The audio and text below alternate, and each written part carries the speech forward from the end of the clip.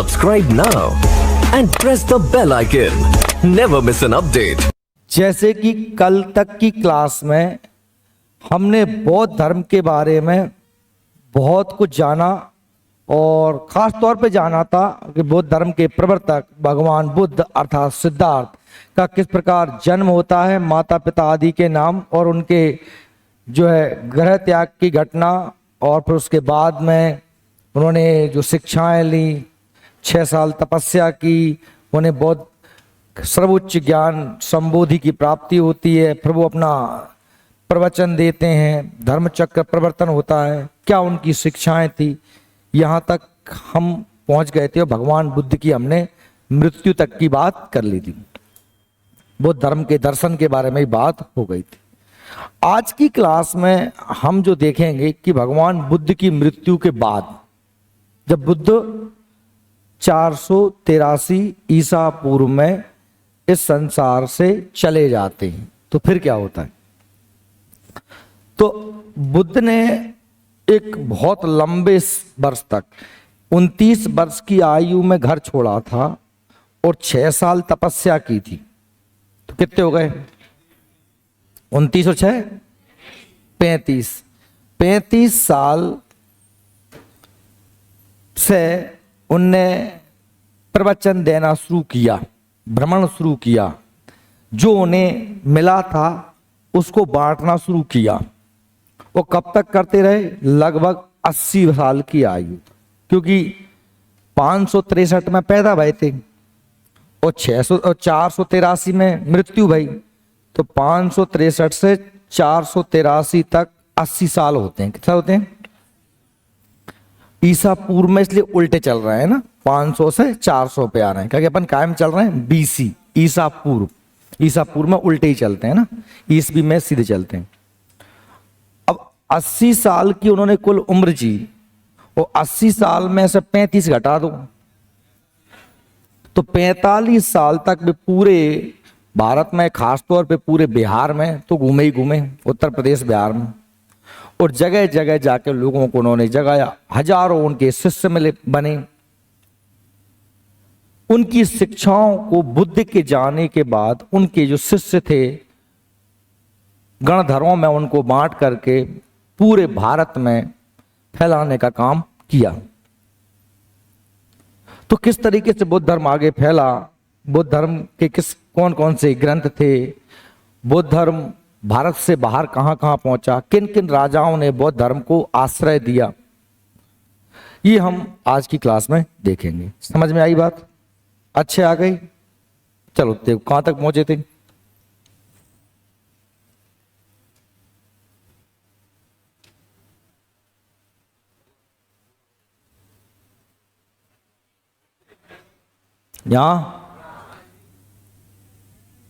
यहां से पढ़ना है।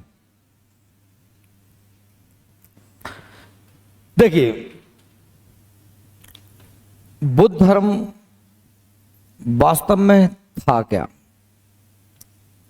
ये उस समय की तात्कालिक परिस्थितियों के विरोध में खड़ा हुआ था। अब तात्कालिक परिस्थिति क्या थी? क्या थी परिस्थिति बताओ? जातिवाद, वर्णवाद, कर्मकांड, हिंसा, छुआछूत, स्त्रियों की दशा में पतन, लोगों का शोषण, जो समय हो रहा था, तो उसके लिए बौद्ध धर्म खड़ा हुआ था। मनुष्य की सामान्य चेतना एक जो पूर्ण सत्य है वो ये है कि भाई इस दुनिया में हर मनुष्य समान है, कोई छोटा बड़ा है नहीं। हम अगर किसी शिक्षा से ये मानते हैं कि मैं श्रेष्ठ हूं, ये निकृष्ट है, तो ये बिल्कुल बेहुदा बात है। और बुद्ध ने यही सिखाया। बुद्ध ने ये कहा कि कर्मकांड में ईश्वर नहीं है। आप अपने आप को व्रत रख के अपने शरीर को नष्ट भी करो तो भी आपको ईश्वर नहीं मिलेगा। किसी मूर्ति में ईश्वर नहीं है, किसी मंदिर में ईश्वर नहीं है, किसी पूजा पाठ की पद्धति में ईश्वर नहीं है। ईश्वर आपके स्वयं के अंदर अंदर विद्यमान है। और आपको पहली बात तो बुद्ध ईश्वर के अस्तित्व को नकारते हैं, वो ईश्वर को मानते ही नहीं, कहते हैं ईश्वर नाम की कोई चीज होती नहीं, जो कुछ हो तुम हो, जो कुछ भी हो तुम हो, तुम में अपार संभावनाएं छिपी, तुम अपने आप को जानो कि तुम क्या हो। बुद्ध की इन शिक्षाओं को समझने के लिए और बुद्ध से लोग जुड़े तो बुद्ध ने का प्रथम उपदेश तो यही था कि संसार दुखों से भरा हुआ है और दुखों का मूल कारण क्या है? तृष्णा। क्या है तृष्णा? माने का इच्छाएं, बती बती इच्छाएं हम करते हैं, इच्छाएं पूरी नहीं हो पाती हैं और दुख होता है। पूरी हो जाए तब भी दुख है और ना भी हो तब भी दुख है। दुख तो दुखी दुख है। उस दुख से निवारण के लिए बुद्ध ने अष्टांगिक मार्ग दिया था। सम्यक दृष्टि, सम्यक संकल्प, सम्यक ज्ञान, सम्यक कर्म, सम्यक आजीव, सम्यक आचरण, सम्यक समाधि, ये अष्टांगिक मार्ग दिया था बुद्ध ने। और इस अष्टांगिक मार्ग पर चलते हुए मनुष्य बुद्धत्व को प्राप्त हो सकता है। प्रत्येक मनुष्य में बुद्ध बनने की संभावना छिपी हुई है, ऐसा बुद्ध ने कहा था। बुद्ध ने संघ स्थापित किया और बुद्ध धर्म में शामिल होने के लिए 15 वर्ष की आयु तय कर दी कि 15 वर्ष के बाद ही आप बौद्ध बन सकते हो, क्योंकि बुद्ध बनना चेतना का काम है, इंद्रियों का पूर्ण रूप से विकसित होने का काम है। छोटे बच्चे इतने समझदार नहीं होते हैं कि वो इन मार्ग पर चल सकें। जितने भी लोग बौद्ध धर्म को अपनाए उन सभी लोगों को 2 वर्गों में बांटा। एक तो गृहस्थ लोग थे जो बौद्ध धर्म को अपना रहे थे, और एक जो सब कुछ छोड़ छाड़ के सन्यासी हो गए थे, भिक्षु बन गए थे। तो बौद्ध धर्म में 2 प्रकार के लोग शामिल थे, गृहस्थ भी और भिक्षु भी। अब यहां पे आप याद रखोगे कि बुद्ध धर्म में शामिल होने की जो उम्र थी वो कितनी थी? 15 वर्ष। देखिए क्या लिखा हुआ है। महात्मा बुद्ध ने के प्रमुख अनुयायी थे बिंबिसार, प्रसन्नचित्त, उदयन। ये कौन है? ये उस समय के राजा है। बिंबिसार था, बिंबिसार हर्यक वंश का राजा था। प्रसन्नचित्त उज्जैन के राजा थे उस समय। उदयन ये भी हर्यक वंश का राजा था, जिसने पाटलिपुत्र पटना शहर की स्थापना की थी। अभी आपको लग रहा है कि आप इनको नहीं जानते हो, तो घबराओ मत, क्योंकि अभी हमने इनको पढ़ाई कहाँ है। हम इनको आगे वंशावली पढ़ेंगे, तब ये सब राजाओं के नाम आएंगे। तो ये जो है भगवान बुद्ध के अनुयायी बन गए। बुद्ध के अनुयायी 2 भागों में विभाजित थे। एक तो भिक्षुक अर्थात जिन्होंने सन्यास ले लिया था, बौद्ध धर्म का प्रचार करने के लिए सन्यास ग्रहण किया था, वो क्या कहलाए थे? भिक्षुक। और उपासक, वो जो गृहस्थ जीवन व्यतीत कर रहे थे, जिनके पति पत्नी बच्चे परिवार था, अपने जिन्होंने गृहस्थ रहते हुए भी बुद्ध धर्म को स्वीकार किया, वो क्या कहलाए? उपासक कहलाए। और वेरी मोस्ट है कि बुद्ध संघ में सम्मिलित होने के लिए न्यूनतम आयु कितनी रखी गई थी? 15 वर्ष। इसको आप अच्छे से याद कर लेना, ये पूछा हुआ प्रश्न है, ठीक है। देखिए बुद्ध ने जो, जैसे मैंने आपको कल बताया था परसों की क्लास में जब हम जैन धर्म पढ़ रहे थे, कि भगवान महावीर ने जो जैन धर्म का दर्शन है उसका नाम था स्यादवाद या अनेकांतवाद, सप्तभंगीवाद भी कहते हैं। मैंने उसके बारे में आपको डिटेल से बताया था। भगवान बुद्ध का जो दर्शन है वो है मध्यम मार्ग प्रतिपदा। क्या है? मध्यम मार्ग प्रतिपदा। अब ये क्या होता है मध्यम मार्ग प्रतिपदा? भगवान बुद्ध ने ये कहा है कि ना तो बहुत भोग विलास का जीवन जियो और ना ही बहुत ज्यादा कष्ट का जीवन जियो। अपने शरीर को ना तो अत्याधिक कष्ट दो और ना ही ज्यादा भोगी विलासी बनाओ। ना ज्यादा मजे करो कि बढ़िया सो ही रहे डल्लब गद्दा पे, और ना एकदम ऐसे हो जाओ कि सब नंगे उगारे होके जंगल चले जाओ भूखन मरो। जबकि आप देख रहे हैं जैन धर्म थोड़ा सा शारीरिक कष्ट की ओर ज्यादा है, काया क्लेश देता है, सब कुछ छोड़ने की बात करता है। बौद्ध धर्म उसके थोड़ा सा अलग बात करता है, वो कहता है कि भाई मध्यम बीच का रास्ता अपनाओ। ठीक है, तो यही है, बुद्ध ने मध्यम मार्ग, मध्यमा प्रतिपद का उपदेश दिया। अनीश्वरवाद के संबंध में बौद्ध धर्म एवं जैन धर्म में दोनों में समानता है। दोनों ही ईश्वर को नहीं मानते, ना तो जैन धर्म मानता ना बौद्ध धर्म मानता। सर्वाधिक बुद्ध मूर्तियों का निर्माण गंधार शैली में हुआ है। गंधार शैली, मथुरा शैली, ये मूर्तियों के बनाने की एक टेक्निक है, एक कला है। शैली का मतलब होता है कला, जो एक डिजाइन, एक तरीका। तो गंधार शैली की सबसे ज्यादा मूर्ति मिली हैं, ये जो कहाँ मिली हैं, अफगानिस्तान है ना, पाकिस्तान वाले इलाके में। एक अफगानिस्तान में जगह है बामियान, आपने नाम सुना होगा। वहां भगवान बुद्ध की बहुत बड़ी मूर्ति थी और उस मूर्ति को तालिबानियों ने तोड़ दिया। आपने शायद देखी हो, मैं आपको बता देता हूं।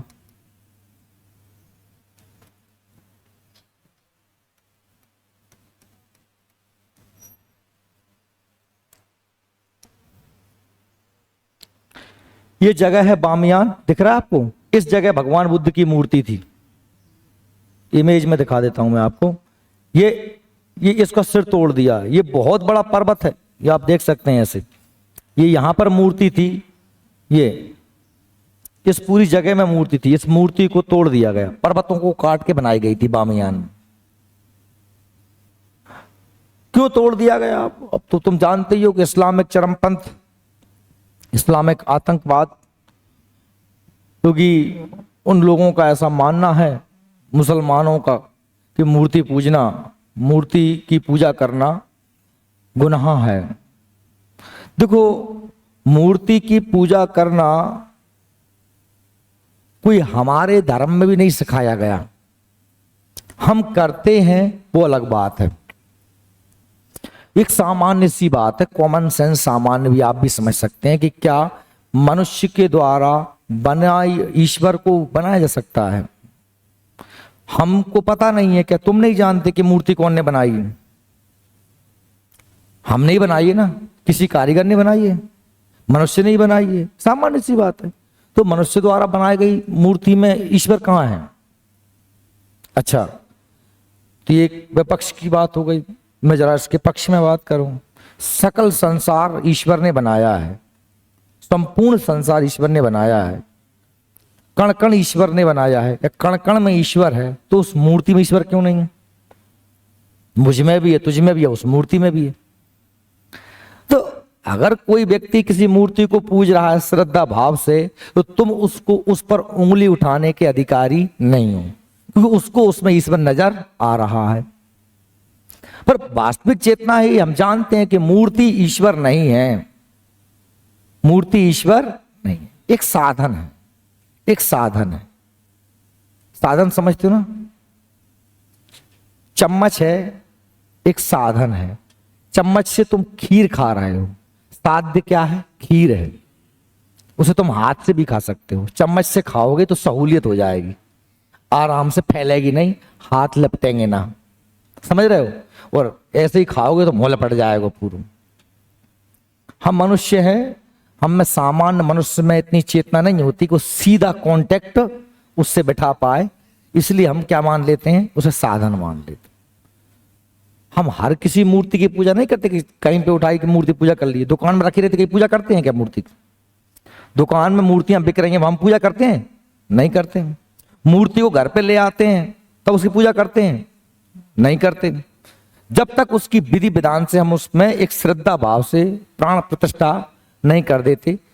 हालांकि प्राण प्रतिष्ठा करना कि मूर्ति में प्राण आ जाए, ये सब मैं ये कह रहा हूं वहम है।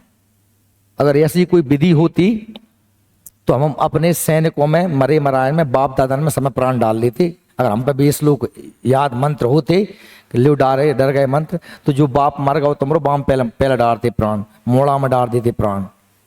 जब मूर्ति में प्राण डर रहे हैं तो मोड़ा में डर जाते प्राण। बात यह है कि वो हमारी एक श्रद्धा है, हमने मान लिया, अब के इसमें ईश्वर को हमने स्वीकार कर लिया, अब पूजा करेंगे। जरा सी खंडित हो जाए, उंगली टूट जाए, तो उसी मूर्ति को जिसकी हम बहुत अच्छी श्रद्धा भाव से पूजा कर रहे थे, उठा के उसको तालाब में सरा जाते हैं।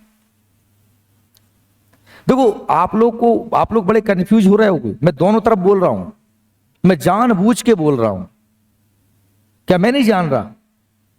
क्या अब आप ना तो ये तय कर सकते कि सर मूर्ति पूजा के समर्थक हैं या विरोधी हैं, तुम दोनों चीजें नहीं कह सकते, क्योंकि सापेक्षता का सिद्धांत लागू होता है। हर व्यक्ति अपनी आंखों से अपने हिसाब का सत्य देखना चाहता है। तो इसलिए मैं ये कहूं कि कोई ये कह दे कि मूर्ति में ईश्वर है हठ धर्मिता के साथ, तो मैं कह दूंगा नहीं है। कोई ये कह दे कि मूर्ति में ईश्वर है नहीं है, तो मैं कह दूंगा है। चिट भी मेरी है और पट भी मेरी है। अरे है तो है, नहीं है तो नहीं है, जो जैसा स्वीकार कर ले, उसके लिए हमें कोई दिक्कत नहीं है। बात समझ रहे हो? लेकिन सामान्य चेतना ये जानती है कि पत्थर है, पत्थर में मूर्ति नहीं है।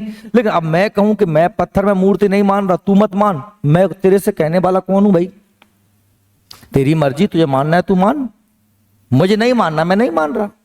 पर ये नहीं कि मैं नहीं मानूंगा तू ही मत मान। मैं पीली शर्ट पहन के आया हूं तो सबको पीली क्यों पहनाऊं? तुझे लाल पसंद है तू लाल पहन, तुझे काली पसंद है तू काली पहन, जिसकी जैसी मर्जी वैसी पहनो। सबका अपना अंतःकरण है, अपना ईश्वर हो सकता है, अपनी विचारधारा हो सकती है। मेरी विचारधारा ही सब सर्वश्रेष्ठ है, मैं ही सर्वश्रेष्ठ हूं, ठीक है, ये ठीक है, ये बात गलत नहीं है, मैं सर्वश्रेष्ठ हूं, मैं कह सकता हूं। लेकिन तुम निकृष्ट हो ये कहने का मुझे अधिकार बिल्कुल नहीं है। मैं अच्छा हूं, मैं बहुत सुंदर हूं, मैं कह सकता हूं, लेकिन तू बुराई है, तू कल्लो है, तू नकटो है, तू करिया है, तू बुरो है, ये कहने का मुझे अधिकार, मैं श्रेष्ठ हूं यहां तक ठीक है। वही तो ये मूर्ति तोड़ दी गई। अब ये बताओ, इनको मूर्ति तोड़ के मिला क्या होगा? एक ऐसी मेहनत से प्रतिमा बनाई होगी, वो हमारी पीढ़ी दर पीढ़ी उसे देखती रहती है ना। तो एक वास्तुकला का, गांधार वास्तुकला का बहुत अच्छा उदाहरण था, पीढ़ियों को बताने के लिए तो कैसे कैसे लोगों ने काम किए थे। ताजमहल को भी तोड़ दो और मंदिरों को भी तोड़ दो। अब हम अपने पुरखों की चीजों को संभाल रखते नहीं रखते? आपने कभी देखा हो, सुना होगा गांव में, है ना, आपकी मम्मी से दादी से कि जा गड़ाइये में कोई ये नहीं दे रही, जा तो मेरी सास के हाथन की हैगी। क्यों उसको संजो के रखा है? उससे उन्हें एक लगाव है। तो वही चीज है, समझ रहे हैं आप? अपने लगे ठीक है। देखो, कोई भी किसी भी किताब का, कोई भी किसी ग्रंथ का, कोई भी किसी भगवान का जबरदस्ती से प्रचार नहीं कर सकता। मैं ये कहूं कि कृष्ण मुझे अच्छे हैं तो मुझे अच्छे हैं, तुम्हें अच्छे लग रहे हैं नहीं लग रहे हैं तुम जानो ना भैया। वो मेरे कृष्ण अच्छे होंगे तो तुम अपने आप खिंच चले आओगे। अगर मेरे कृष्ण में इतना सामर्थ्य होगा कि जो वो अपने आप में ईश्वर ही होंगे, तो तुम अपने आप उसकी तरफ आओगे। मुझे कहने की जरूरत नहीं है कि मैं तो उसे कहूं कि देख आ गीता पढ़। मैं ये कह रहा हूं पढ़ के देख ले, अच्छी लगेगी वो, अगर उसमें कुछ ऐसा होगा तो अपने आप से चला आएगा उसकी तरफ। बात वही है। तो देखिए, ये बुद्ध की मूर्ति से किस शैली बनी? गांधार शैली। हालांकि मथुरा शैली की भी मूर्ति है बुद्ध की, मथुरा शैली की शेष भारत में, अफगानिस्तान पाकिस्तान तरफ किस शैली में? गांधार शैली। लेकिन बुद्ध की प्रथम मूर्ति बनी थी किस शैली में? मथुरा शैली में। क्योंकि पहली बार तो बुद्ध कहां थे? पहली बार तो बुद्ध जो थे बिहार में थे, उत्तर प्रदेश में थे। वो बिहार उत्तर प्रदेश में कौन शैली बनती है? मथुरा शैली, ठीक है। गांधार शैली किस तरफ है? उत्तर पश्चिम क्षेत्र में, तो बाद में वहां फैला होगा। आप विचार करो कि जिन बुद्ध ने जिंदगी भर मूर्ति पूजा का विरोध किया, उनकी इतनी मूर्तियां बनी कि जहां गड्ढा खोदो तहां बुद्ध की मूर्ति मिले, जहां गड्ढा खोदो जैन धर्म ने मूर्ति पूजा का विरोध किया, उनकी मूर्तियां मिले, के अंतर्गत बनी थी। और देखिए, रोमन दे स्तंभ एक लेख है, स्तंभ लेख समझते हो ना, किसी खंबे पर लिखा गया है। कौन सा है? रोमन दे स्तंभ लेख में बुद्ध के जन्म स्थान का संकेत मिलता है। बौद्धों के प्रस्ताव पाठ को अनुशावन कहा जाता है। जो बौद्ध जो प्रस्ताव पाठ करते हैं उसे क्या कहा जाता है? अनुशावन का। वेरी मोस्ट, ये आपके नोट्स में सब लिखा हुआ है, आप अच्छे से टिक कर लेना, है ना। बौद्ध धर्म में प्रत्यक्ष मतदान को विवतक कहा जाता है। अब मतदान क्यों? जो बहुत सारे बौद्ध भिक्षु हैं, कोई निर्णय लेना है, किसी को आचार्य बनाना है, कोई निर्णय लेना है, तो वो निर्णय कैसे होता था? सभी बौद्ध भिक्षुओं से क्या डलवाते थे? वोट। उसे क्या कहते थे? विवतक कहा जाता था।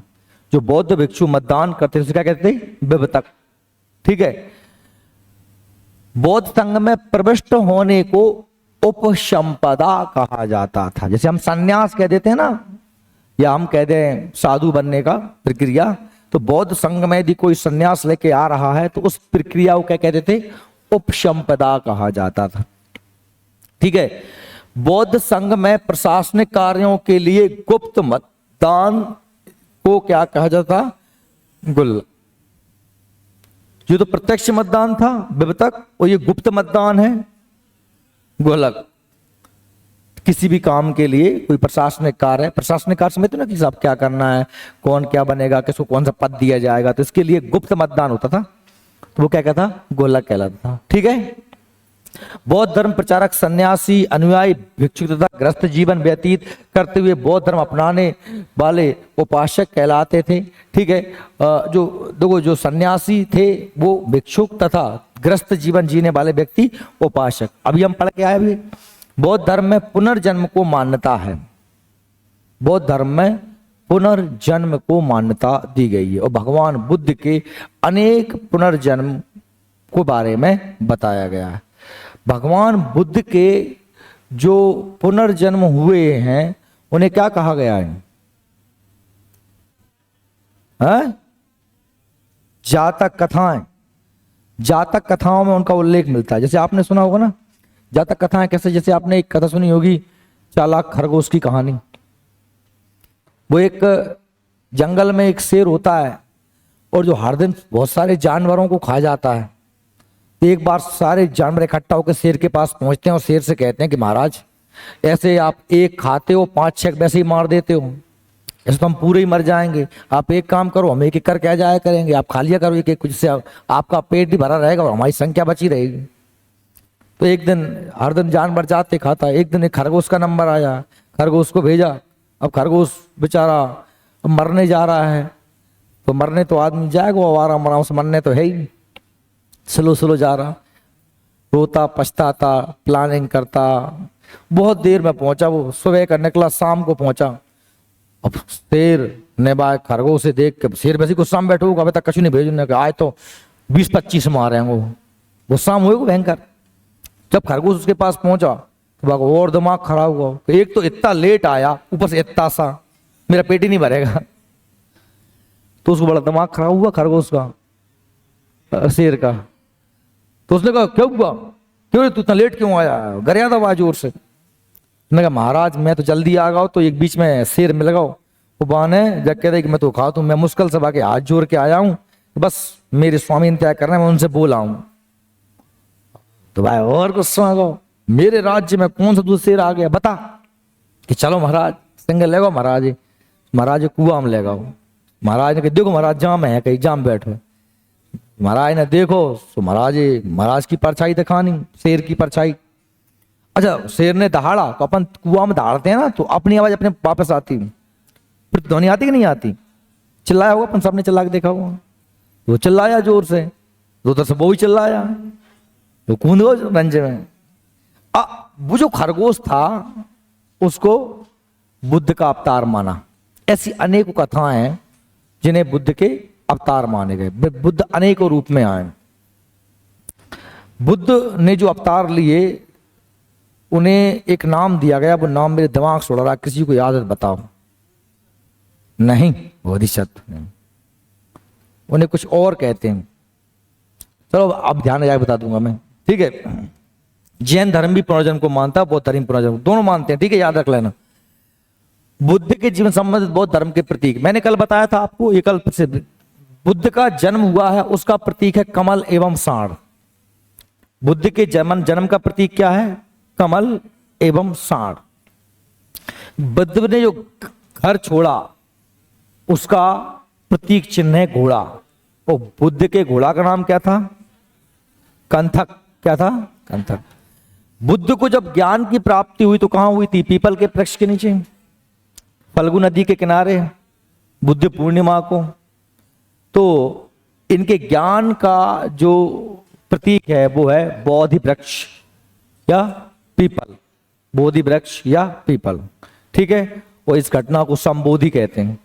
बुद्ध को जब निर्वाण की प्राप्ति हुई, जब उन्हें ज्ञान मिल गया, जब उन्हें ज्ञान मिल गया, देखो निर्वाण का मतलब मोक्ष भी होता है, लेकिन बुद्ध धर्म में और जैन धर्म में मोक्ष के लिए मरना नहीं पड़ता, हमें मरना पड़ता है, मरने के बाद मोक्ष मिलेगा।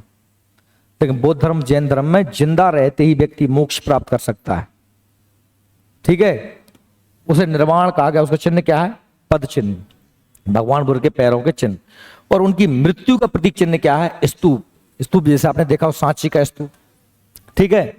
तो ये भगवान बुद्ध के क्या है? प्रतीक चिन्ह, जो आपको याद करना है अच्छे से। कल ये याद कर ही लियो, नहीं कल समझ गए तुम स्तूप बना दूं मैं। मृत्यु का प्रतीक चिन्ह। 80 वर्ष की अवस्था में 483 ईसा पूर्व में कुशीनगर में बुद्ध का निधन हुआ, जिसे बौद्ध धर्म में महापरिनिर्वाण कहा गया है।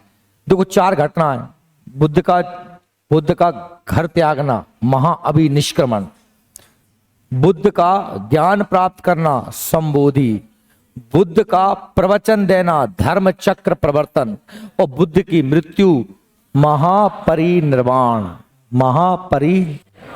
समझ गए? महाअभिनिष्क्रमण अलग है, वो क्या है? बुद्ध का घर निष्क्रमण, घर दोनों, और महापरिनिर्वाण मृत्यु है। निधन के पश्चात बुद्ध के अस्थि अवशेषों को भारत में 8 जगह प्रस्तापित किया गया और 8 अलग अलग क्या बनाए? स्तूप बनाए। स्तूप का निर्माण करवाया गया, जिसमें सबसे बड़ा स्तूप कहाँ का स्तूप है? सांची का स्तूप। सांची का स्तूप बाद में अशोक ने इसका निर्माण करवाया था। अब भगवान बुद्ध की मृत्यु हो गई, तो मृत्यु के बाद में अब जैसे कोई मर जाए तो अपन करते ना तीसरा खर्च नहीं करें, लोग इकट्ठे होते हैं। तो भगवान बुद्ध की मृत्यु के बाद लोग शोक सभा के लिए इकट्ठे हुए होंगे। तो जो पहली बौद्ध संगति हुई वो कब हुई? 483। और भगवान बुद्ध की मृत्यु कब हुई? 483। देखिए यहां से थोड़ा सा अपन देख लेते हैं।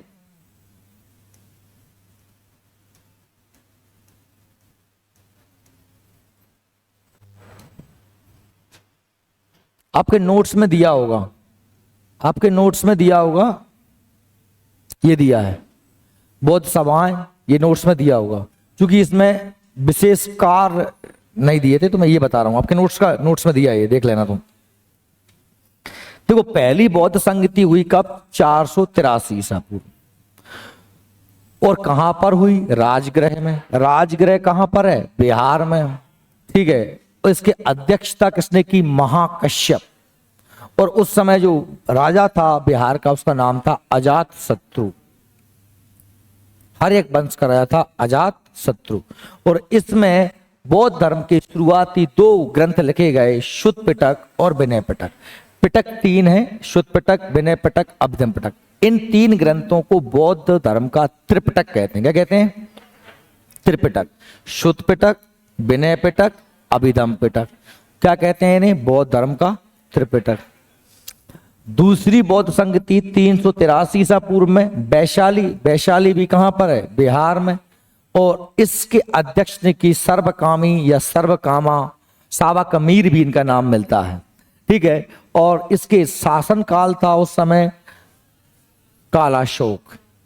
कालाशोक, ठीक है, कालाशोक था। और बौद्ध धर्म का पहला बंटवारा होता है। बौद्ध धर्म में पहला बंटवारा होता है। और बौद्ध धर्म 2 वर्गों में बढ़ जाता है। एक तो थे स्थिवर और दूसरे थे महासांगिक। बौद्ध धर्म का पहला बंटवारा होता है, पहला विखंडन होता है। और बौद्ध धर्म 2 भागों में बढ़ जाता है, स्थिवर और महासांगिक। कौन सी बौद्ध संगति में? दूसरी बौद्ध संगति। तीसरी बौद्ध संगति 251 में हुई। इस समय कहां पर हुई? पाटलिपुत्र, पटना। पटना भी कहां पर है? बिहार में है ना, राजधानी है बिहार की। और इस समय अध्यक्षता की मोगलीपुत्तिश ने की। और राजा कौन था? अशोक, मौर्य वंश का अशोक। और अशोक अभिधम पिटक का संकलित कर कथा बत्थु को जोड़ा गया, यानी कि तीसरा पिटक कब लिखा गया? तीसरी बौद्ध संगति में, अशोक के समय। ठीक है। और चौथी और अंतिम बौद्ध संगति हुई कुंडलवन कश्मीर में, वसुमित्र के अध्यक्षता में, और अश्वघोष इसके उपाध्यक्ष थे, और कनिष्क राजा था कुषाण वंश का, और इसमें विभाषा शास्त्र का संकलन और बौद्ध धर्म का दूसरा विभाजन और मुख्य विभाजन हुआ। बौद्ध धर्म महायान और हीनयान में बट गया। अब देखिए, महायान वो होते हैं जो बुद्ध की मूर्ति की पूजा करते हैं, और हीनयान वो होता है जो कि बुद्ध के उपदेशों को मानते हैं। अब देखो, ये इंपोर्टेंट है, इनसे क्वेश्चन बनते हैं और आपको पूरा याद होना चाहिए। देखो, सबसे पहले अपन सन याद करते हैं। सन देखो कितना सरल है याद करना, 483, 383, 250 और नहीं 72 ईस्वी, 78 78 ईस्वी। अब पहली शताब्दी मतलब क्या? 78 ईस्वी, 78 ईस्वी। क्या कह रहा है? 58 नहीं 78 है, वो 78 है, 78 है। तो अब फिर देखो, अपन फिर से सन याद कर लेते हैं, कितना सरल है। 483, 383, 250 और 78। ठीक है, सन याद हो गए। एक बार और रिपीट करो, 483, 383, 250 और 78। अब अपन एक काम करते हैं, राजा याद करते हैं। राजा याद करते हैं लाइन से। अजातशत्रु, कालाशोक, अशोक, कनिष्क। अजातशत्रु, कालाशोक, अशोक, कनिष्क। ठीक है, हो गया याद। चलो अब इसके अध्यक्ष याद करते हैं। कौन कौन है? महाकश्यप, सर्वकामी, मोगलीपुत्तिस्य और वसुमित्र। कौन है? महाकश्यप,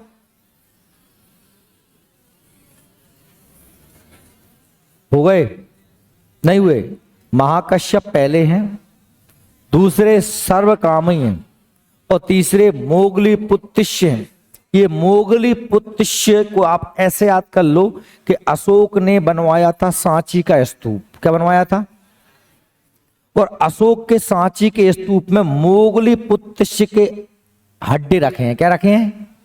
तो जो मोगलीपुत्तिस्य किसके समय था? अशोक के समय। और अशोक के समय जो बौद्ध संघ थी उसकी अध्यक्षता कौन ने करी? मोगलीपुत्तिस्य ने। समझ में आ रही है?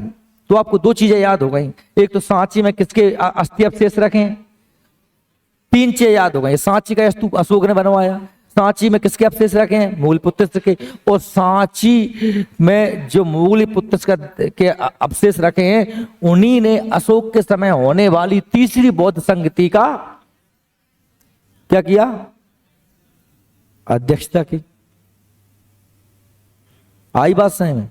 तो मोगलीपुत्तिस्य और वसुमित्र और अश्वघोष ये दोनों ही कनिष्क के दरबार में रहते थे। वसुमित्र और अश्वघोष। वसुमित्र चौथी के अध्यक्ष थे और उपाध्यक्ष थे अश्वघोष।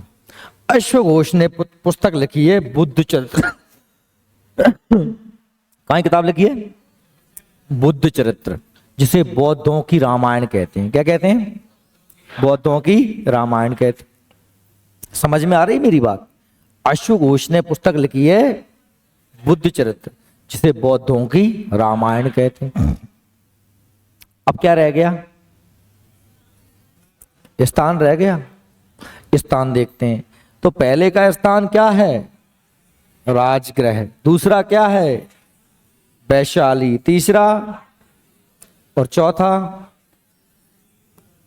कुंडलवन कश्मीर में। 3 बिहार में, 1 कश्मीर में। सबसे पहले राजगृह था, दूसरा वैशाली था, तीसरा पाटलिपुत्र था और चौथा कुंडलवन। रट्टा मत मार, समझ के पढ़। कैसे पढ़? कि सबसे पहले जो राजा थे उस समय आर्यक वंश के समय राजधानी राजगृह थी। हर्यक वंश का राजा कौन था? कौन था? अजात शत्रु। उसके बाद में कालाशोक वंश आया, और उसमें कौन आया? शिशुनाग वंश। शिशुनाग वंश में कौन आया था? कालाशोक। शिशुनाग वंश में कालाशोक आया, उस समय राजधानी कहां गई थी? वैशाली। और फिर आया अशोक के समय राजधानी आ गई थी पाटलिपुत्र, पटना। और उसके बाद में कनिष्क तो वैसे ही कश्मीर तरफ का था, तो वो कुंडलवन में कश्मीर, कोई दिक्कत नहीं। काश है कुंडलवन, काश है कनिष्क, काश है कश्मीर, कश्मीर कुंडलवन कनिष्क, का पूरा क्या यार काम। और देख लें, पहली में दोनों पुटक लिखे, कौन कौन से? सुत पिटक और विनय पिटक। दूसरी में स्तिवर और महासांगिक का बंटवारा। तीसरी में लिखा गया अभिधम पिटक, और चौथी में महायान हीनयान का बंटवारा। अब महायान हीनयान को आप ऐसे समझ लो, जो कनिष्क था वो बौद्ध धर्म की महायान शाखा का अनुयायी था। क्या था? और महायान के वे लोग हैं जो भगवान बुद्ध की मूर्ति की पूजा करते हैं, इसलिए कनिष्क महायान का अनुयायी था, इसलिए उसने बौद्ध धर्म को दो भागों में बांट दिया, महायान और हीनयान। बात समझ में आई? क्या आपको चारों याद हो गए? अब देखो, बौद्ध धर्म बटकाओ काय में? महायान हीनयान। बट गया। अब बौद्ध धर्म महायान हीनयान बट गया भैया, ठीक है, अच्छी बात है। अब बट गया तो हमें जो पता होना चाहिए कि महायान और हीनयान में अंतर का। एक बात तो अपन समझ गए कि महायान वाले मूर्ति की पूजा करते हैं और हीनयान माने बुद्ध के उपदेशों को मानते, पर और भी अंतर होंगे ना, देख लेते हैं क्या अंतर है। महायान हीनयान, देखो मेरी बात, ये पीपीटी में बहुत सी चीजें अलग दी हैं ना आपके नोट्स के अलावा, तो आपको पीपीटी ऐप पे मिल जाएगी, और ऐप में से देख के अपने नोट्स में लिख लेना जो अलग से पॉइंट हो, उन पॉइंटों को, ठीक है। नोट्स के अलावा पॉइंट हो कोई तो लिख लेना, है ना। हीनयान यह बौद्ध धर्म का प्राचीन रूप है, शुरुआत से यही चला आ रहा था। भगवान बुद्ध तो खुद ही मना करते थे मूर्तियों की पूजा की, और यह महायान नवीन रूप है, भगवान बुद्ध की मूर्ति बना के पूजा करना। जब बुद्ध थे तब थोड़ी मूर्ति बनती होगी। यह कठोर मार्ग है, इसके द्वारा कम लोग निर्वाण की प्राप्ति कर सकते हैं। बिल्कुल स्वयं को जानना है तब, है ना। यह सरल मार्ग, इसके द्वारा अधिक लोग निर्वाण की प्राप्ति कर सकते हैं। यह बुद्ध की अलौकिक गुण वाला सामान्य पुरुष मानते हैं। यह क्या मानते हैं? बुद्ध को अलौकिक गुण वाला एक सामान्य आदमी था जिसमें बहुत अच्छे गुण थे, और यह बुद्ध को क्या मानते हैं? भगवान मानते हैं। और पता, आज तक हम परेशान हैं, तो हम इसीलिए परेशान हैं कि हमने सबको, जो व्यक्ति ज्यादा एडवांस हुआ हम उसको भगवान मानने लगते हैं। चलो मैं आपको वर्तमान का उदाहरण देता हूं, एक वर्तमान का उदाहरण देता हूं। बहुत पुराने, हम भगवानों पे किसी की बात नहीं करते, मैं बात करता हूं। आप सब लोग डॉक्टर बाबा साहब भीमराव अंबेडकर के बारे में जानते हैं। बहुत ही ज्यादा इंटेलिजेंट और बहुत वैसे पर्सन थे, भारत का संविधान लिख गए, बहुत अच्छा काम किया, सब मतलब उनसे ज्यादा विद्वान व्यक्ति उसमें कोई नहीं था। और उनने इतनी अच्छी अच्छी किताबें लिखी, इतनी अच्छी अच्छी बातें करी। कोई व्यक्ति अगर सामान्य बुद्धि वाला व्यक्ति उनको पढ़ेगा ना, तो बस होश में आ जाएगा कि यार कितनी अच्छी बात कर रहे हैं, अगर ऐसा हो जाए तो कितना अच्छा रहे। अब जो एक एससी का वर्ग है, जाटव, अहिरवार या अन्य लोग जो भी एससी में है, कहार, महार, उन लोगों ने बाबा साहब की पूजा करना शुरू कर दिया। क्या कर दिया? पूजा। वो उनकी मूर्ति बनाते हैं, वो उनकी तस्वीर को घर में रखते हैं, उस पे अगरबत्ती लगा देते हैं, और वो आज तक ये नहीं जानते कि बाबा साहब ने कहा क्या है, बाबा साहब क्या कह गए। मतलब अगर किसी व्यक्ति को खत्म करना है तो उसे भगवान बना दो। हमने कृष्ण को खत्म कर दिया भगवान बना के। बताओ, कृष्ण ने जो कहा है अगर कोई व्यक्ति सुन ले, समझ ले, तो भवसागर से पार ना हो जाए, कोई नहीं पढ़ेगा। तुम में से कितने लोगों ने गीता पढ़ी? पढ़ी है, सुनी है। मरबे में सुनते हैं आदमी, जब मर रहा हुए ना तो बाकी कान में गीता के श्लोक के थे कि मरत मरत सुन ले। बाकी मुंह में गंगा जल डालेंगे कि जो मोक्ष चलो जाए, जो होता है कि नहीं हुई। गीता मरवे के टाइम पे सुनने वाली चीज है। अरे गीता तो अभी सुनो, अभी जीवन में अपनाओ। गीता को हम क्या करते हैं पता, जो भगवान बना के लोगों के ढोंग धतूरे, ईमानदारी से सुनना। क्या करते तुम? गीता का पाठ करते हैं लोग, गीता का सुबह देख लेना। खासतौर पे चाहे तो किसी के भी घर में, अपने भी बूढ़े पुराने, आप सबके भी बूढ़े पुराने, वो गए, उनने बढ़िया भगवान ने नवाए धोवाए, फूल चढ़ाए और गीता का निकाल लिया 12 अध्याय का मैया वैश्वनो। ना तो भगवान ये समझ में आई, ना तो ये समझ में आई कि तूने का पढ़ो तो अखंड रामायण होते ना, अखंड रामायण दे दैया दे दैया दे दैया, किसको फायदा हुआ? मोए सबसे बुरो काम लगता है वो, एक दिन की तय बात सुनाऊं। हमरे तय हैदर में एक कुटकर बारे महाराज है, हनुमान जी बहुत फेमस हैं, अपने असुर नरमसुर से बहुत लोग जाते हैं, दवाई मवाई देते हैं भगत जी, सो दवाइयों के चक्कर में बहुत से लोग जाते रहते हैं। हरा आदमी वैसे क्यों नहीं जाए, वैसे क्यों नहीं जाए? अगर मैं बैठ जाऊं ना, तुम से मैं कह रहा हूँ, देखो तुम आए मुख पड़ भी इतने सी भीड़ हैगी, और अब यार तुम देखो मैं पीरे कपड़ा पहन कर टीका लगा कर भभूत लेकर बैठ जाऊं तो तुम देखियो, जहां पुलिस लगाने पड़ेगी इतनी जनता आएगी, 2-4 साल में आने लगेगी। क्या देखो 5,000 आदमी आएगो, 5 को तो काम होगा ही होगा, वो तो अपने आप ही हो, तो भी आते तो आए, सीधी सी बात है, वही सिस्टम है। तो वहां हमने अखंड रामायण जी बैठाई गांव भर ने, अखंड रामायण जी सबके तो बैठते, तुम बैठते ही हुई। तो अब हमारा ड्यूटी आत है, कहा था आज तुम्हारे घर की ड्यूटी है, कल तुम्हारे घर की ड्यूटी, पर उनके घर की ड्यूटी। ठंडन को टाइम है तो, ठंडन को टाइम है तो हमारी ड्यूटी आ गई, ठंडा पड़ रही जोर से। मोए पिताजी को फोन आओ कि अपनी ड्यूटी हैगी आज, तू 2-3 मोड़ा लेके आजा। अब ऐसा तो कोई जाए ना, मैं कहूं तो ऐसा तो कोई जाए ना। तो मैंने का काम करो, मैं चलो रे बढ़िया अच्छे दाल टक्कर बनवाएंगे तुम्हें, है ना, वो दाल टक्कर खवाएंगे। तो दाल टक्कर के बहाने में जहां से 4-6 मोड़ा मोड़ी पकड़ के मामा जी के मोड़ा मोड़ा मुकुल फुकुल ने 2-4 कने और गाँव कने लगा के ले गो। रात भर पढ़ेंगे, 1-1 घंटा पढ़ेंगे, 7-8 खेती तुम आराम से रात कट जाएगी। दिन में तो कोई दिक्कत है नहीं, दिन में तो गाँव के ही पढ़ जाते हैं, रात में कोई नहीं पढ़े। अब आप लोगों ने जिसने भी रामायण, अखंड रामायण का पाठ किया वो पता होगा, जो रात को 1-2 से लेके 4 या 5 बजे तक का जो टाइम होता है ना, वो सबसे भयावह समय होता है। उस समय कोई पढ़ने नहीं बैठता, मुश्किल पड़ जाते हैं। 4 से 5 ठंड पड़ रही हो जोर से। तो अब भैया जे 10:30, 11 साढ़े 11 बजे तो जिनने बढ़िया दाल टक्कर 6-6, 4-4, 5-5 टक्कर घी दार में मील के, अब गांजो पी के वो खा के वो सो गए तब रे, ये कहीं ना उठे। अब महाराज अकेले पढ़ रहा हो, महाराज तो महाराज ने घंटी बजाई, मैंने 2-3 जगह कोई ना उठो, मैंने महाराज से कही किसी को, महाराज मैंने एक काम करियो, मैं आध पौन घंटा पढ़ा देता हूँ, आध पौन घंटा ज्यादा मुझसे प्रमाण पढ़ी होता नहीं है, मैं बैठ जाता हूँ, आध पौन घंटा है और तुम मैंने कही आ जाइए उठ के। अब वहां का होता है अखंड रामायण बंद नहीं करें, पढ़ते ही रहते हैं भाई, और अपने अगर बुलाने हैं कोई तो बीच धैर्य से घंटी, सो घंटी बजा देते हैं, सो उठ के जाते हैं आदमी।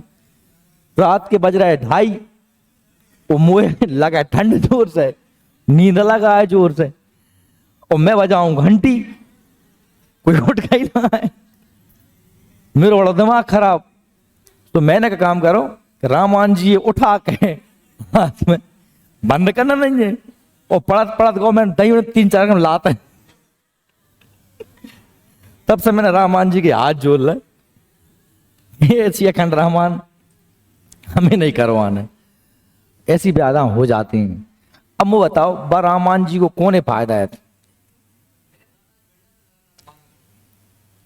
अरे बे बैठ जाते हैं, मान ली अपन तो नहीं बैठ पाए ना भैया, पुराने टोकरा बैठ जाते हैं, उन्हें आदतें पड़ रही हैं। देखो जा तो कोई सामान्य सी मजाक टाइप की बात थी, पर मैं आपको एक बात बताऊं, सुनना ध्यान से, कि यार जब तक तुम चीज का मर्म ना जानोगे तब तक बिना किसी ग्रंथ को पढ़ना बेवकूफी है। मैं ये कहता हूं कि रामायण जी कैसे पढ़ो? बोलो, घर पे जाना है, चले हम।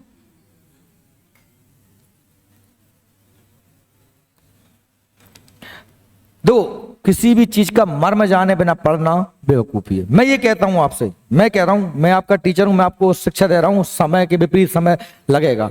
बढ़िया रामायण पढ़ना है, गीता पढ़ना है, कोई जरूरत नहीं है कि तुम बढ़िया जो है आसन लगाओ, भगवान के सामने ही बैठो, कुछ नहीं, बढ़िया आराम से अपने बेड पे लेटो, तकिया लगा के पीछे, वो पांव धरो, पांव और ऐसे धरो गीता जी, बढ़िया आराम से पढ़ो, एक श्लोक पढ़ो, ध्यान से पढ़ो, समझ में ना आए तो यूट्यूब पे सर्च करो। अरे तुम्हें जानने है कि है का वाला नहीं करने, कोई भी किताब पढ़ो। अब तो लोगों ने किताबें पढ़ना बंद कर दी, और इसी कारण से है कि आपको सिर्फ जानकारी है, ज्ञान नहीं है। अब आप जमाना रील का आ गया, हर दिन 1000 प्रकार के ज्ञान सीख रहे हैं लोग बाग। बड़े अपन 1-1.5 घंटा के यूट्यूब पे डाल रहे हैं वीडियो,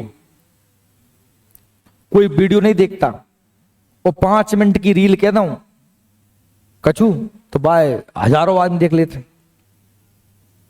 क्यों? कि समय नहीं है आदमी के पास, आलस भरा पड़ा हुआ शरीर में, पढ़ने तो लगो। अपने मेरे जमाने की बात करता हूं, जब हमारे पास मोबाइल नहीं हुआ करते थे तो हमको सारी जानकारी किताबों से या अखबारों से मिलती थी। वैकेंसी आई, कौन सी वैकेंसी आ रही है, कौन सी वैकेंसी नहीं आ रही, सप्ताह में एक अखबार आता था, रोजगार और निर्माण, गुरुवार को आता था, स्टेशन पर मिलता था, और हम सभी लोग गुरुवार को दौड़ के जाते थे, पेपर लेके आते थे, और कौन कौन सी वैकेंसी आने वाली है, क्या क्या होने वाला, सब उसमें हमको मालूम चलता था। कोई ऑनलाइन सिस्टम नहीं था। जो कुछ पढ़ना है सब किताबों से ही पढ़ना है, सब कुछ किताबें ही थी, ज्ञान का एकमात्र माध्यम था।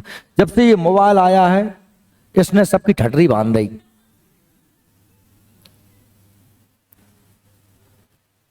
मैं हमेशा कहता हूं, बार बार मना करता हूं कि कभी मोबाइल से तुम मत लगाओ, क्वेश्चन मत लगाओ, कुछ मत करो। मोबाइल से केवल पढ़ लो, चाहिए आपको सामने में, क्वेश्चन लगाओ तो किताब से लगाओ, पढ़ो तो किताब से पढ़ो। अगर कहीं फंस गए तो मोबाइल का उपयोग करो, और आप लोग उसका उल्टा करते हो, मोबाइल लेके ही बैठे हो, क्वेश्चन लगा रहे हो, मोबाइल में लगा रहे हो, आधे गलत क्वेश्चन आ रहे हैं मम ढेरन से। ऑथेंटिक प्रमाणिक अच्छे प्रकाशक की किताब लेके आओ, उसमें से लगाओ। मैंने कहा है जीएस पढ़ रहे हैं, लूसेंट ले आओ, वस्तुनिष्ठ जीएस की हरे कलर की ऑब्जेक्टिव वस्तुनिष्ठ लूसेंट आती है, वो लेके आओ। बौद्ध धर्म पढ़ा दिया मैंने, जैन धर्म पढ़ा दिया मैंने, दोनों धर्म के उसमें 100 150 क्वेश्चन दिए हैं, लगा लो। गारंटी है तुम्हारा किसी एग्जाम में एक क्वेश्चन चला जाए, कुछ तुम गलत कर लो, पर दिक्कत ये है कि तुम मानोगे कब? तुम तो सौगंध खा के आए हो कि बाप के नाम तुम्हें सुननी नहीं है। अभी मैं पूछ लूं किन लोग किन किन के पास किताब है, वो गिने चुने हाथ खड़े होंगे, करना हाथ खड़े। लुसेंट की वस्तुनिष्ठ तो लड़कियों में बहुत ज्यादा संख्या है, लड़के तो फिर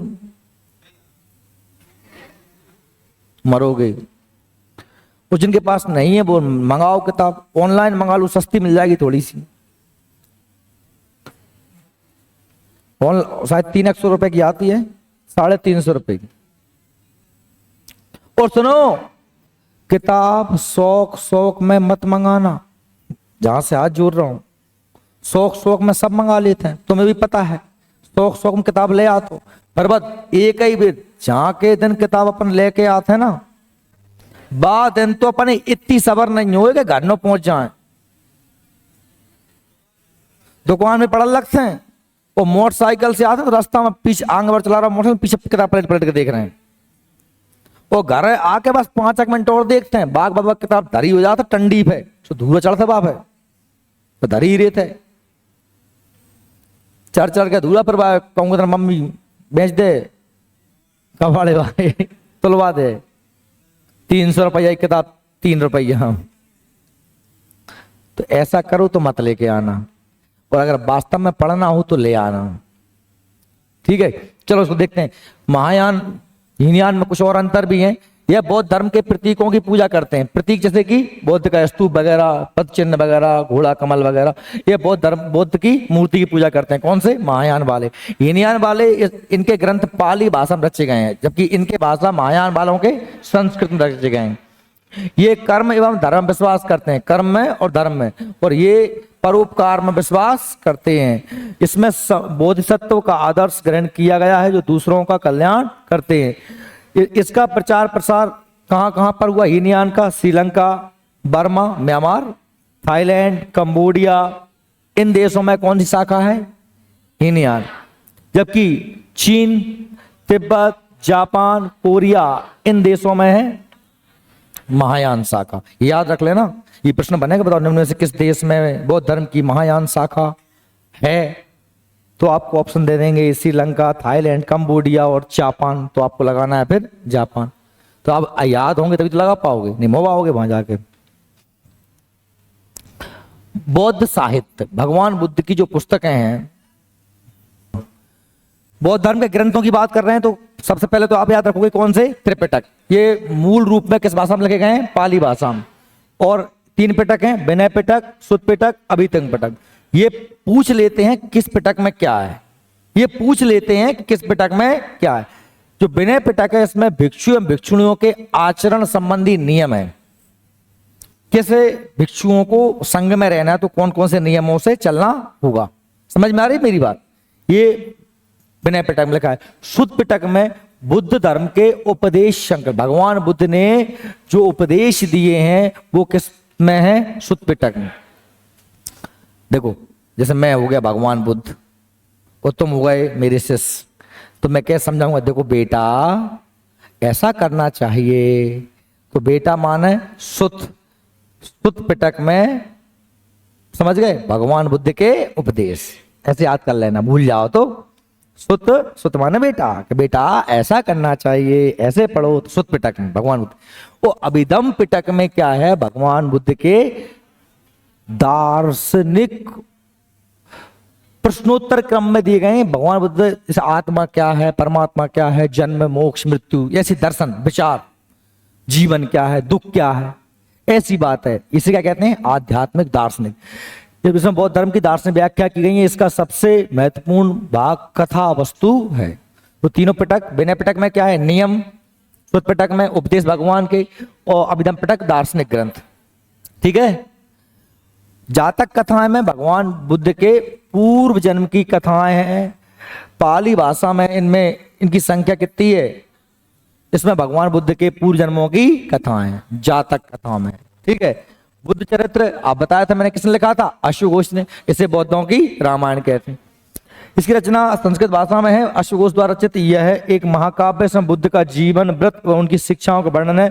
इसे बौद्धों की रामायण कहते हैं। और धम्मपद पाली भाषा में रचाया गया है, इसमें बौद्धों की गीता कहा गया है। किसको? धम्मपद को पाली भाषा में लिखा गया, इसे क्या कहते हैं? बौद्धों की गीता कहते हैं। ठीक है। तृतीय बौद्ध संगति के बाद अशोक द्वारा जो धर्म प्रचारक भेजे गए, आपको पता है ना, अशोक ने बुद्ध धर्म स्वीकार कर लिया था। कलिंग युद्ध के बाद भीषण नरसंहार हुआ था, तो अशोक का हृदय बदल गया था, और उसने अपने पुत्र महेंद्र और पुत्री संघमित्रा को कहाँ भेजा था? श्रीलंका, धर्म प्रचार करने के लिए। ऐसे ही उसने रक्षित को कहाँ भेजा था? उत्तरी कनारा, महादेव को मैसूर, और मज्जांतिक को कश्मीर गंधार में, धर्म रहित को पश्चिम भारत में, और मज्जिम को हिमालय में, महाधर्म रक्षित को यवनराज जो यवन लोग जब उस समय रहते थे, यवन सिकंदर के वंशज, हिंदू यूनानी, उन्हें कोई यवन कहते हैं। ठीक है।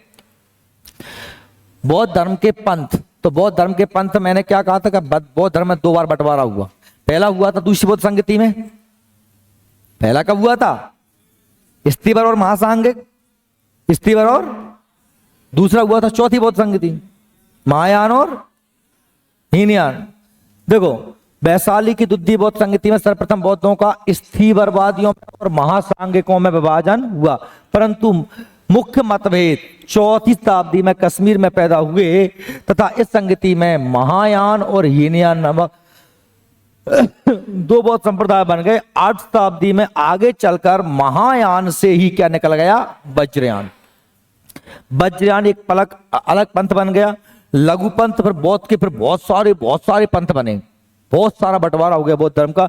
बुद्ध के परिनिर्वाण के दूसरी तथा तीसरी शताब्दी में कई उपश्रेणियां बन गईं। फलतः तीसरी संगति के काल तक दो मुख्य समूह स्थिवरवादी महासांगकों में से 18 पंथों का उदय हो चुका था। वसुमित्र की 18 पंथों पर लिखित पुस्तक से विभिन्न पंथों का हमें पता चलता है। ये आपके नोट्स में दिया हुआ, देख लेना। महासांगकों के पद कौन कौन से थे? एक व्यावहारिक, लोकोत्तरवादी, काकुत्रीय, बहुश्रुतीय, प्रज्ञापातिवादी, चैतशैल, अपर शैल, उत्तर शैल, ये सभी कौन है? महासांग। ये महासांगकों के 8 और 10 किसके थे? स्थिवरवादियों के। इनमें हेमावत, सर्वाश्रितवादी, वात्स्यपुत्रीय, भद्रजनेक, धर्मोत्तरीय, सम्मितीय, सन्नागारिका, महापाशिक, धर्मगुट्टेक, कश्यपीय अथवा सुवर्षक, तांत्रिक व संक्रांतवादिन। ये आपकी जानकारी के लिए हैं, याद ना हो तो टेंशन मत लेना, क्योंकि ये ना मुझे आज तक याद है ना मैंने कभी करे। हाँ, पढ़ लेता हूँ पर ये ना ही बुरे हैं, याद होते नहीं। तो हमारा बौद्ध धर्म आज समाप्त होता है।